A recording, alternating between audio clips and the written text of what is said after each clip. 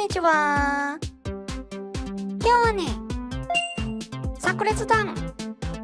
やっていきたいと思います。前回爆弾を試した結果、爆風だけだと実戦は難しいってことが分かったので、もっと効率的にダメージを与えられないものかということで行ってみましょう。まず現実で使われてる手榴弾とかの話なんだけど、ただ爆発してるだけじゃなくって火薬を撃ってる殻が割れてターゲットに突き刺さるようになってるんだよね。なのでこんな感じで爆風で破片が吹き飛ぶ仕組みを作ってみました。爆弾での検証と銃器での検証の合わせ技みたいな感じで、広範囲にてっぺんを飛ばす武器ですね。この世界では物を近くにくっつけすぎると隣にあるものとくっついちゃったりするので、分かりやすくトゲが外側についてって、それが爆風で飛んでいくような感じで作ってみました。銃器を作った時と理屈は同じで、銃弾は弾頭が狙った方向に飛んでほしいので、火薬一つに弾頭一つをつけてたんだけど、今回は何かを狙うというよりかは何かに当たればいいような武器なので、弾頭を適当にいっぱいくっつけてます。よし、前回叩き落としたビーム砲が一つ残ってるので、こいつと戦ってみましょう。ばらまくのはいいんだけど、やっぱり的が小さいと弱いかな地面に複数の敵がいる時に効果的だとは思うんだけど、とりあえず単体相手で実験してるので性能を十分に発揮できてないかもしんない。周りに8つの破片がついてるとはいえ、敵が周囲にいるならともかく単体の敵を狙うとなると、せいぜいそっちの方向を向いてる2本に期待するしかないので、他は無駄になりますねしかもこの隙間が距離とともに広がっていく計算になるので、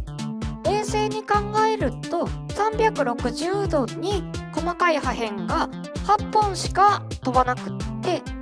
破片の当たり判定を約1度で考えると350度くらいには何も当たらないので、見た目の強さに反してかなり隙だらけの武器ですね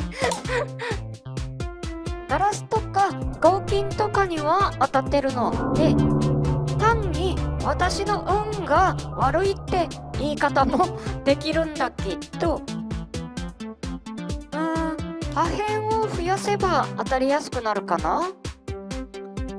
上下にも破片をつけて、これで10本になったので、数字的には命中率が 25% 上がったはず。私の理屈は間違ってたような気がするっていうのもね、これ下にも破片がついてるせいで地面に平らに転がる確率がほぼゼロになるので、敵が地面にいる前提だと逆効果ですね。ちなみに勘のいい方はお気づきかもしれないんだけど、ここまでやるなら戦術的には殴った方が早いですとりあえず上下の破片は対地兵器としては逆効果なのが分かったので外すとして、冷静に考えてやっぱり単体の敵には正確に設置しないと当たらないし、そんな手間をかけるなら射撃した方が確実ですね。せめて至近距離だとなんとかなるかな。ビーム砲を破壊することができました。まあかなり無理やり感はあったんだけどとりあえずの稼働実験なので、悪いところの戦闘データが取れただけでも収穫かな。よし、今の戦闘データから単体相手には弱い、拡散する破片が少ないってな点が挙げられるので、これらを改善してもう少し戦ってみます。まずさっきの大きさの火薬だと周りにつけれる破片の量が限られてたので、さっきよりも大きめの火薬を用意して破片をもっとくっつけます。で、遠くに飛ばせるように火薬と導火線をくっつけて連続爆発できるようにしときます。最近だとロケットランチャーの回で作った仕組みなんだけど、ずっと昔の花火の回の方が近いかな。よし、これで空中炸裂弾の完成です。基本構造はさっきの炸裂弾と同じで、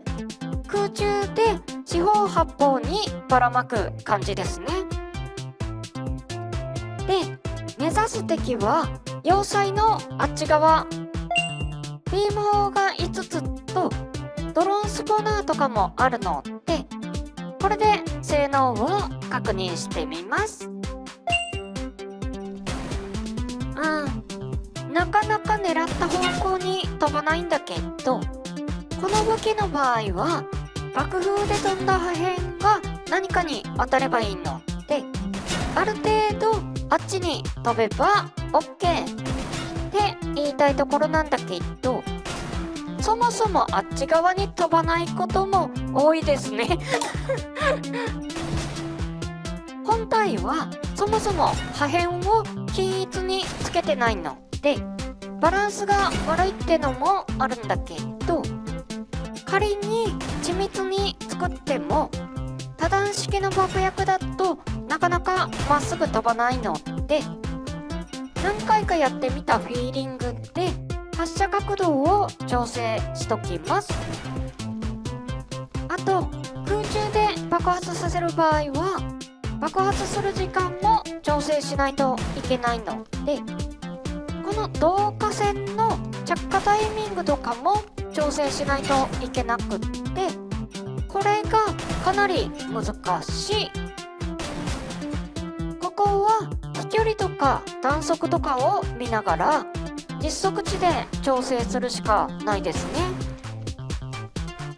そんな感じで途中でセッティングを変えたりもしてはいるんだけど、同じセッティングでも飛ぶ方向が変わったり、目の前で爆発したり、挙動が結構変わるのでかなり不安定ですね。これは挙動を安定化させる方法が何かあるんじゃないかなとは思ってるんだけど、今回いろいろ試した結果だとなんとなくフィーリングはつかめたとはいえ明確な研究結果は出ませんでした。とはいえその辺の木とか壁とかには当たってるし、うまくいくときはガラスに当たったりもしてるので基本的な作りは間違ってないはず。やっぱり私の運が悪いだけかそんな感じでひたすら打ちまくってるんだけど、ガラスを破壊できました。あとは落ちてきたビーム砲をやっつければよし、これでビーム砲を破壊することができました。てなところで終わってもよかったんだけど、できればビーム砲を一発で破壊したかったので、破壊する前からもっぺんやり直してます。まあビーム砲のどれかに当たって破壊できれば一番良かったんだけど、結論から言うと柱を壊せただけでした。映像はほとんど変わらないので、あとはまとめに入りましょうか。ということで炸裂弾作ってみたわけなんだけど、これねちゃんと数えてないんだけど100回以上売ってるんだよね途中動作確認とかもしてるので、仮に100回だとして柱を倒したのが3回、ガラスを壊したのが1回、その辺の壁とか木にダメージの大小にかかわらず何かに当たったのが20回くらいでした。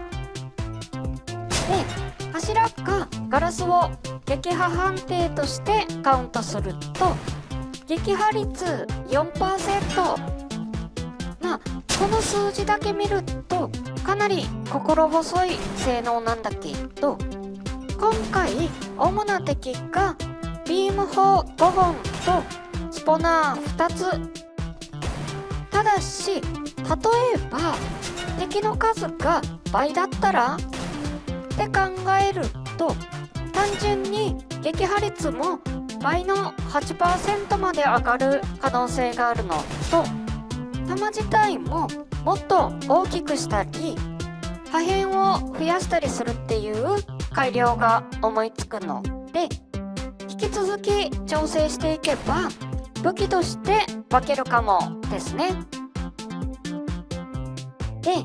残りのビーム砲は4つで、まあ正直ここまで来ると力技で全然倒せるんだけど、いざ近づいてみると自爆ドローンの方が邪魔なんだよねなので先にあいつらをなんとかしたいということで、次回は